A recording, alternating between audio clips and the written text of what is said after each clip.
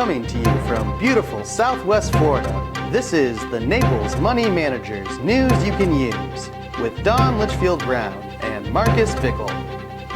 Welcome to the Naples Money Managers News You Can Use. I'm finally back here in the office building. Hi, Marcus. It's, Dawn was in Vermont, so I'm sure all of you heard about the things that were going on up there. Oh my gosh, talk about water.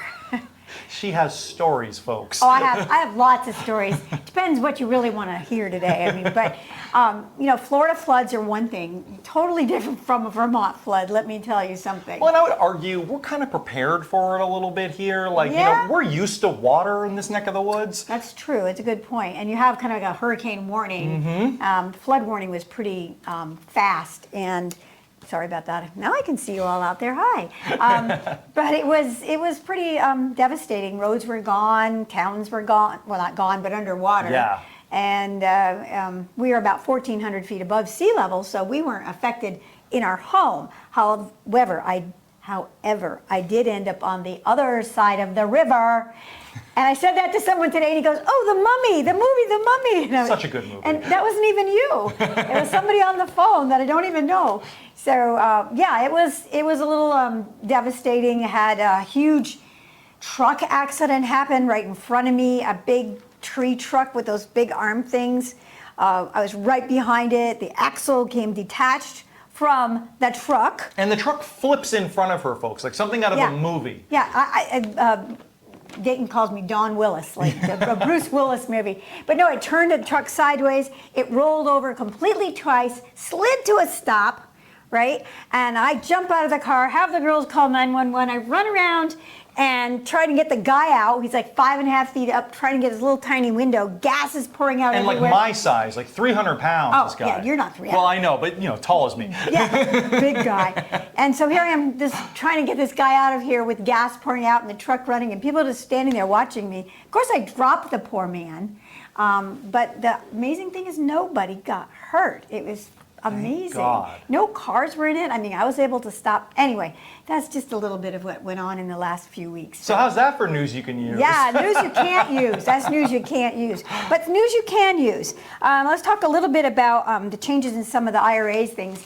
Used to be when you wanted to catch up, if you hadn't been adding to your IRAs, once you were over 50, whatever, you could add an extra $1,000, or I think that's what it was. But now, if you're over 60, your catch-up contribution can be as much as $10,000. Wow, that is significant. Yeah, they're trying to help people. The government's trying to help people get more and more, invested into their retirement accounts. More savings for retirement. Right. And on top of it, because we're all living longer, they're changing the laws. As you know, you don't have to start taking money out of an IRA till you're now 73.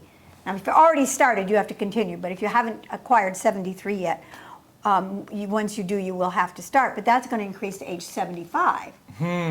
So let me tell you something. That's telling me that Social Security age is going to also increase. Absolutely. That's what it sounds like. It has to be. I mean, people are just living so much longer. I try to remind people that in 1935, I think Social Security first came out, and it was based on only men, and the average age of a man was 63, and Social Security started at 65. Yeah, most people didn't even live to see it. Yeah, right. They never really expected to pay it out for 30 years or 20 years after someone achieved age 65. And then I think Medicare didn't even come in place to the 60s. I think it's 65. I don't know, actually. Yeah, and they keep changing things. I would be very curious, and I bet you the data is out there, but I would be curious as to see what the average amount of time someone spends on Social Security. Like once they begin taking it, how long they are alive to continue taking it, what the average amount is, because I'm sure much of what we're talking about, the average amount of time someone is on Social Security has gone up exponentially over the decades. Right, but then there's like my brother, who took it for about 4 months before he died. Absolutely. And he was 66 years old. And then there's people that I know. We have a lovely client out there. She's going to be 98. And she's been getting it for a while. Like 30 years, right? Or close to it. So, right. So that's kind of what we're talking about, that you will probably see an increase in the near future. It's the good news, bad news. We're living longer, we're healthier, but that's a financial burden on you and on the government as well. Yeah. Another little tidbit, people forget Roth IRAs. By the way, I was trying to see if you could margin a Roth IRA so that you could buy something, like a building inside your Roth. Or if you could put puts in it. Yeah, but you can't. I don't know about puts. I didn't check that. But you cannot margin and IRA. And however, if you have a Roth IRA and it's an annuity, an IRA that's an annuity, you can roll that into a Roth inside that same annuity usually. Oh, wow, Yeah. that's actually interesting. If you're doing it all at once. If you're doing it a little bit at a time, you can't do that. So these are some things I thought people might, find helpful that I pick up here and there. Well, these little tricks are kind of the thing that save you a lot of money in the long run.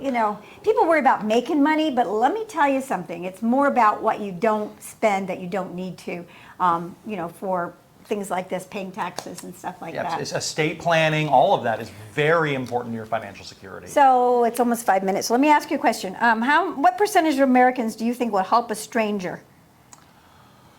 Oh. Based on my truck story, none. I don't know. The first thing that came to my mind was 30%. Actually, it's 72. Really? That's very Yeah. high. And what percentage of Americans do you think volunteer across religion, everything, 45.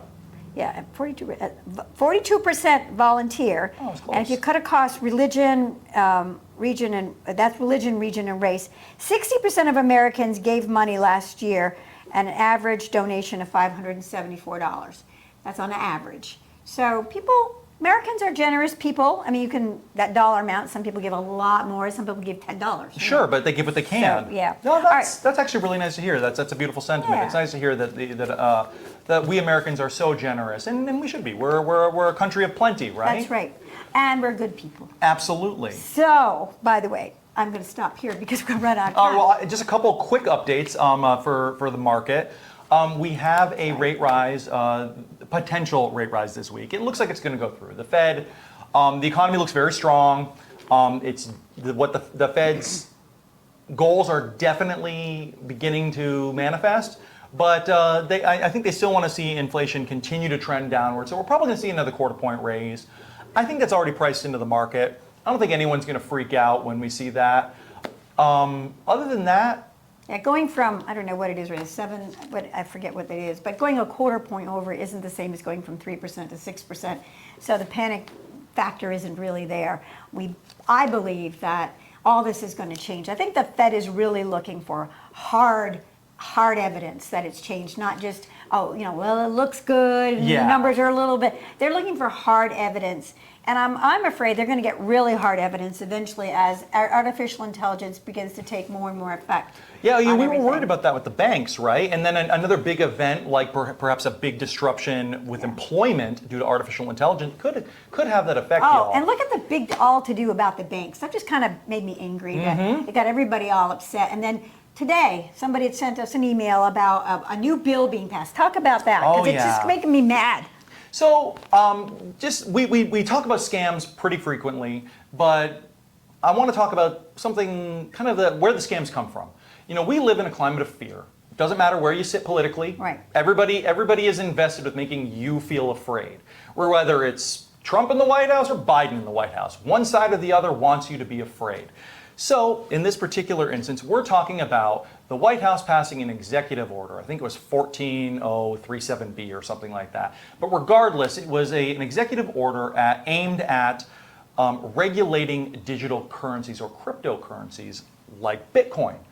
Now, one of our clients received a very fancy looking email talking about that particular executive order, a real executive order, but they changed it a little bit. They said that the executive order said those original things, but also talked about converting the United States dollar into a cryptocurrency. Didn't say that, folks. Not in there. But unless you read the executive order, you wouldn't know that. You're trusting these people who deliver you news, and they're liars.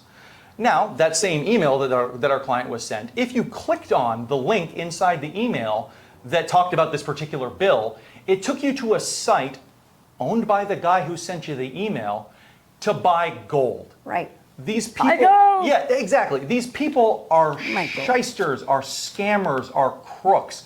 They are merely preying upon our implicit biases, things that we believe might be true, and they're not, folks. Right, well, all you see is executive order and a number, and most people aren't going to go any further than that. They're going to click on the link and they're going to buy gold.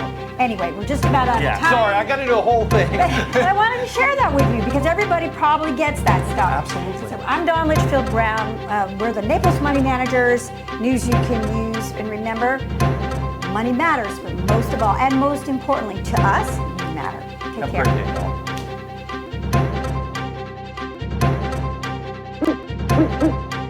Thank you.